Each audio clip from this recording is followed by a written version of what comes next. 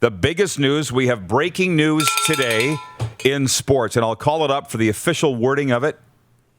The New York Rangers have been fined $250,000 by the National Hockey League after putting out a statement Tuesday calling for the removal of NHL head of player safety George Parros. And if you're just joining us, I'm going to just reiterate what Commissioner Gary Bettman said of the statement. Public comments issued by the Rangers that were personal in nature and demeaning of a league executive will not be tolerated.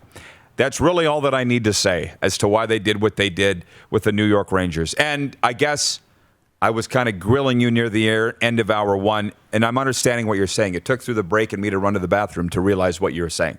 You get the Rangers side, and I'm full on the Rangers side. Right. But you get the league side. You have to. No, you don't have to. I mean, I don't. It's just every league operates the same. We can't be criticized. You can't get personal. I mean, in the meantime, Artemi Panarin's season was ended by having his head slammed into the ice, which only caused a $5,000 fine, and the Rangers are pissed off. I'm still all on the Rangers side on this, totally. And I get that, and I completely agree, because they almost killed him, and they should say something. But to do it publicly and not be reprimanded for doing it publicly, it's just opens the door. Because then how do you determine, well, what's okay to criticize our league officials and what's not? And then George Parros is going to keep his job, and he's got to walk in there and face these guys who have just, been allowed to talk about him publicly and criticize him publicly. How is he supposed to, do his job after that? It becomes really difficult, and where do you draw the line? That's why you will probably be a commissioner or a president someday, and you're the president around here, and why I never will be, because I just can't play that game. Because would Gary Bettman sit George Parros down and go, George, I'm going to go after the Rangers and tell them to shut up, but you got to get your act together too, because that was a BS fine of $5,000. If he does that, then I'm okay. And I wonder if Bettman's actually doing that. I hope so. Because that's what you need to do as a commissioner. You need to lay it down. You can't just sit there and say, in an ivory tower, you're not allowed to touch us, and I don't care what you do about it. We're up here. That's what it feels like. It absolutely feels that way. But you have to make sure that, I would fully expect the Rangers to pick up the phone and say, what the hell's going on, guys? This is BS. And criticize them on the phone, and Gary to say, I understand, but I'm backing our guy who made the decision, whether it's right or it's wrong, and you let them deal with it that way. I don't think criticism should be fined, but the public nature of it. But clearly the Rangers didn't like the way things happened on the phone, in the email exchange, on the Zoom call, that they wanted to go publicly. The tweet from Dean that we read last hour in Viewer Takeover, that for the way this has played out is why he thinks the NHL is the most backward major league. And our viewers have taken issue with that. Aaron Beach in Vancouver says, I can't say the NHL is the dumbest league when my CFL is still barely alive. This is going to make people bristle, but I'm sorry. The guy said major league. And while in Canada people think the CFL is a major league on this continent, they're not a major league. So they're not in that realm. I'm sorry to tell you. Nelson, our VP of Sim Events, says the fact that the CFL draft ratings were only down 20% is surprising and actually feels like a win for the league. I think everybody has their own opinion on that as well. I'm surprised it's not more than 20%. I think there's a lot of people that showed up late for coffee today, Darren. Mm-hmm. We already addressed this an hour ago, and that is, if you missed it, 3downnation.com reporting this morning that ratings for Tuesday night's CFL draft broadcast on TSN were down 20%. I'm saying I'm surprised it wasn't more. What did you think was going to happen? They were going to be up? Well, they didn't play for a year, nor did University Sports in Canada. What did you think was going to happen? But I'm not in. There's a lot of excuses coming out now from people. I'm past it. I've moved on. First thing I thought when I saw that the Spring League kicks off tonight in the States with a doubleheader at 5 p.m. Mountain and 8 p.m. Mountain is that the CFL should have gone to America to play. They should have done anything and everything within their power to play last year. This year, forget about it. Everybody wants to talk hockey. I almost feel dirty going back and talking about this again because I don't really want to talk about it. As a matter of fact, I'm not going to. Craig Monroe, Craig in Regina, writes in and says, Panarin picked the wrong animal in the zoo to climb. He paid for it. It happens. What he's talking about is Panarin went after Tom Wilson the other night. Went after him? He's just standing up for his fellow Russian line mate, Bushnevich, who's getting suckered in a pile at the side of the net. Come on, you guys. Why is nobody talking about that? Yeah, not enough. Well, it just... Panarin asked for it because he jumped Tom Wilson. But what was Wilson doing to Bushnevich?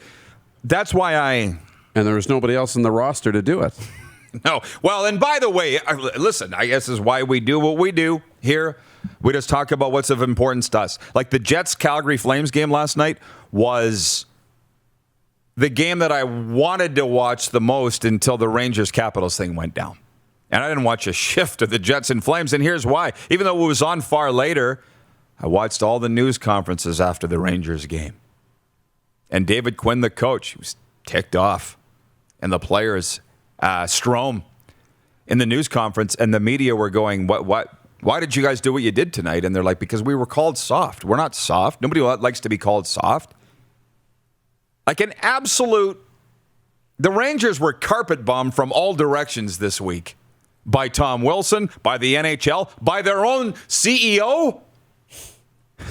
Think about it. Hours before the game, they fired the president and the GM. I know. And they just went out and they lost the game, by the way. They weren't even in the game with the Washington Capitals, but they felt like they won. You know, those are the kind of games that bring teams together. But unfortunately, it doesn't matter. They're going to miss the playoffs. But all I was into yesterday was the Rangers and the Capitals because of that. And so where are we on this? So Craig says, so Panarin jumped Wilson, picked the wrong guy. Well, you're not allowed to stand up for each other? Kind of done arguing about this too, because if you think what Tom Wilson pulled on Monday night is okay, then we're never going to get along, and I'm wondering if we can be friends. And that's Matthew Barnaby, that's Jason Greger, that's Craig and Regina. You know what I'm saying? Yeah. Like, that's indefensible. So I think we should just stop arguing, because I'm not going to get into a social media war. I just know when to say when and stop arguing.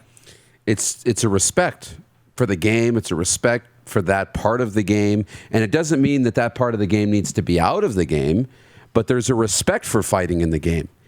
You know, you don't hit people when they're down. You don't kick people when they're down. Even, you know, you see the guys who respect fighting in the game. When you land the big shot and the guy stumbles back, you don't swing it again, right? You see it in the most vicious, violent sports of all time, like boxing or UFC. When they knock the guy out, they back off. They know it's over, right? And when you slam him to the ice, if it's an accident and he hits his head, you stop. You don't do it again. He did it again with no helmet on. He snapped, and he continues to snap. And that's where there's a problem, when you lose respect for the game, even when you lose respect for the violence in the game. Whether you agree with violence or not. But what Clark's telling me that Ron Duguay is getting ready, and I might bring him on early and then keep him through a break, because I really want to know what Ron Duguay has to say about this as the Rangers guy. Where I don't really understand where you're coming from, and where I will never understand where a league's coming from, is can you legitimately tell me that what Tom Wilson did the other night is only worth a $5,000 fine when Ovechkin speared Frederick from the Bruins and the balls, and he got a $5,000 fine? It's not even in the same realm. Henrik Lundqvist got a $5,000 fine for spraying a water bottle at Sidney Crosby. He could have killed Artemi Panarin. If the NHL actually thinks they got it right, we got bigger problems. And then if the Rangers are going to fire their top two guys just because they spoke out against the NHL and Gary Bettman made them fire them, then we got an even bigger problem. It's good people are going down to cover up your screw-ups and mistakes. That is hella scary. I've seen it before. There's no U-turn to come back from on that. The NHL doesn't know what it is, and that is scaring the hell out of me today. Do we want fighting? Do we not want fighting? Do we want violence? Does America want this? We don't even know what we want. And do we have the right guy running player safety right now? Because I'm starting to wonder if we do have the right guy. That's the scary stuff. And yeah, I know $5,000 is in the CBA as the limit, but at least then come out and say, you know what, here's why we didn't suspend him. We wanted to give him the max allowable fine. We need to adjust the CBA because this is worth more than $5,000. Say it. Say that you want to be able to give him a fine, or that, look, we can only fine him $5,000, but we're also going to lump the team with a $100,000 fine on his behalf because this is worth more than a $5,000 fine. But they didn't say any of that. Just a couple comments before we break, and then we'll move in with Ron Duguay. From John Ohm, watching in Winnipeg. I could care less about the CFL ratings on the draft. The picture is way bigger than a draft, for God's sakes. You're right. Chris Bird in Toronto says, John, maybe you couldn't care less about the CFL draft, but this is another indication of what the league is up against if they continue to stay out of the public eye. I'm tired of it. I'm over it. I told you when they announced that they're coming back in August, I said, what? See you in August.